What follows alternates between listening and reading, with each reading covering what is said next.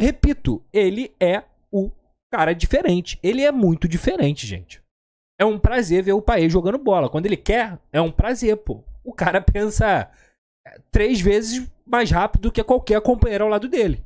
Inclusive, isso muitas vezes é nítido. Porque, como ele pensa tão rápido, os outros jogadores que têm uma capacidade cognitiva mais baixa não conseguem acompanhar o que o Payet pensa. É muito claro isso.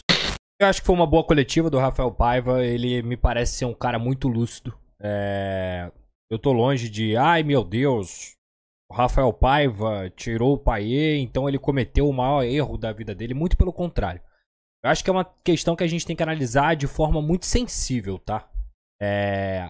Foi até o que eu coloquei no Twitter. Se não foi uma orientação médica, como claramente foi, seria uma loucura tremenda. Seria uma burrice ele tirar o Payet naquele momento ali. Sendo uma orientação médica, já não se torna burrice. Já se torna uma substituição lógica, tá? Já se torna uma substituição que era necessária dentro do planejamento você fazer. Agora, pro Payet ter ficado tão puto daquela maneira, eu me pergunto, porque ele ficou puto. Ele não ficou, ah, meu Deus, tudo bem, a gente já tinha combinado isso. Eu me pergunto se esse planejamento para o Payet foi passado para ele. Porque se o planejamento foi passado para o Payet, de que ele só poderia jogar 45 minutos, aí eu acho que faltou maturidade para o próprio Payet. Por mais que ali você estivesse de cabeça quente, bem no jogo, jogando bem, o Vasco estava crescendo naquele momento, tendo um pouquinho mais de consistência, de posse de bola. É um jogador extremamente diferente, assim. É um cara que realmente te dá coisas que nenhum outro jogador desse elenco do Vasco da Gama consegue te entregar. Aí tudo bem. Pode ser. Só que eu tava lá no estádio, eu acompanhei ao vivo, tudo na minha frente. Ele, no momento que sobe a placa, ele claramente fica puto, reclama. O João Vitor vai lá tentar trazer um pouco mais de calma pra ele. Aí ele sai do campo, o Rafael Paiva não vai nem cumprimentar o Payet. E o Payet, muito menos, vai cumprimentar o Rafael Paiva. O Rafael Paiva faz as mudanças e o Payet vai pro banco. E aí o resto vocês sabem. Então assim, cara, eu acho que no mínimo, o primeiro ponto o Payet sabia disso? E o segundo ponto, que talvez seja até mais importante, tá? Por que não chama o Payet na beira do campo e fala assim, Payet, eu vou ter que te tirar. Payet, a gente tem a programação. Como é que você tá se sentindo? Você tá bem? Porque assim, vamos lá, novamente, tá? Tomar essa decisão tá longe de ser burrice. Tomar essa decisão amparado pelo departamento médico tá longe de ser burrice. Porque você tem ali um planejamento, fisiologia, estudo. Isso é ciência, gente. A gente não pode brigar com a ciência, tá? Você tem um planejamento estipulado para aquela situação ali. Então, se o Rafael Paiva seguiu o planejamento do departamento médico para não perder o Payet por mais tempo, porque é um jogador único no time do Vasco, o Rafael Paiva tá certo. A gente tem que deixar claro isso, gente. Por mais que a troca naquele momento machuque o nosso coração, que puta que pariu, tiramos o principal jogador do time, o cara que poderia mudar o cenário ali em qualquer momento. Como ele enfiou uma bola maravilhosa pro Paulo Henrique no primeiro tempo, como ele colocou a falta na cabeça do João Vitor no segundo tempo, enfim. E tem um outro ponto que me chamou a atenção dentro do jogo, que muitas vezes pro torcedor poderia parecer que o Payet estava atrasando o jogo, mas na verdade não. Eu senti que claramente ele estava segurando o ímpeto físico para não dar arrancada, para não se esforçar tanto, para dar de maluco. O Payet, ele carrega mais a bola do que ele carregou no jogo contra o Botafogo. O que o Payet estava fazendo? Com a qualidade imensa que ele tem, tocando, saindo, facilitando. Ele era um facilitador, tá? Ele era um facilitador no meio campo do Vasco da Gama. E repito, pela qualidade que ele tem, ele nem precisa correr tanto para poder ajudar e melhorar a questão técnica do time. Então, dentro de uma lógica fria, o Paiva fez a substituição correta.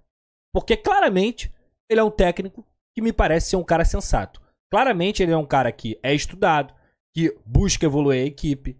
Tudo que ele falou, e até teve uma fala sobre como que você acha que o time está se desenvolvendo? Tudo que ele falou sobre o desenvolvimento, sobre a equipe estar conseguindo trabalhar um pouco melhor a bola, sobre a equipe estar conseguindo chegar um pouco mais ao fundo, algumas associações mais interessantes, inclusive o Adson participando dessas associações, o JP jogou muito hoje, fez uma partida bizarra, absurda, jogou muito o JP, muito, principalmente no primeiro tempo, foi o melhor do Vasco no primeiro tempo.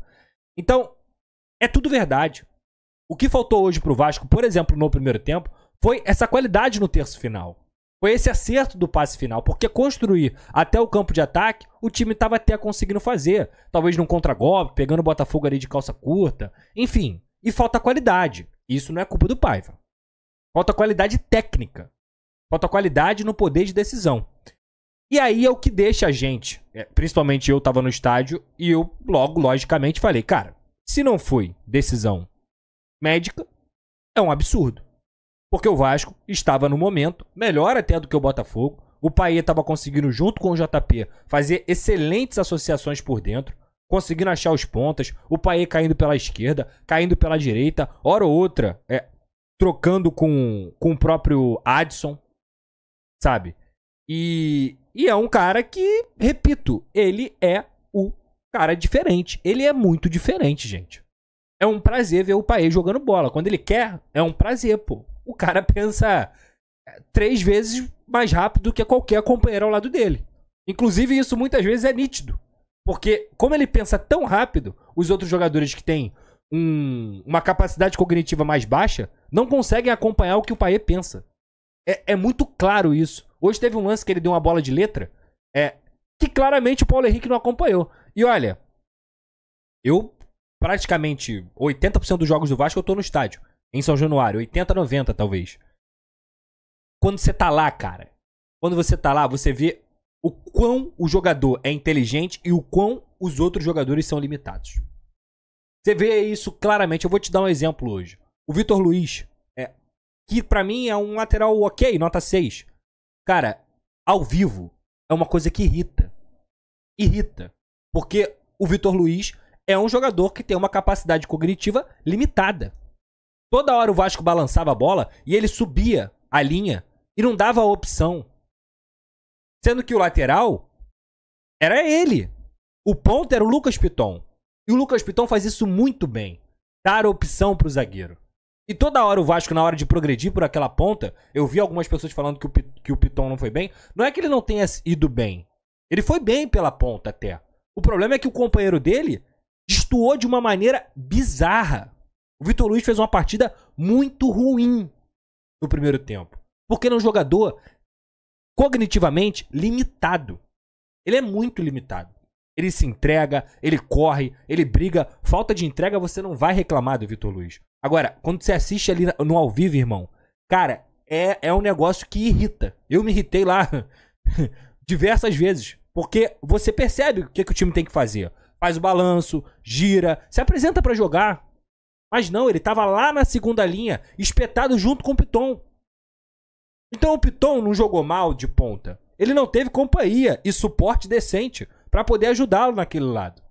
Quando ele voltou a ser lateral, ele conseguiu participar do gol, preenchendo aquele espaço de uma forma maravilhosa. Sabe?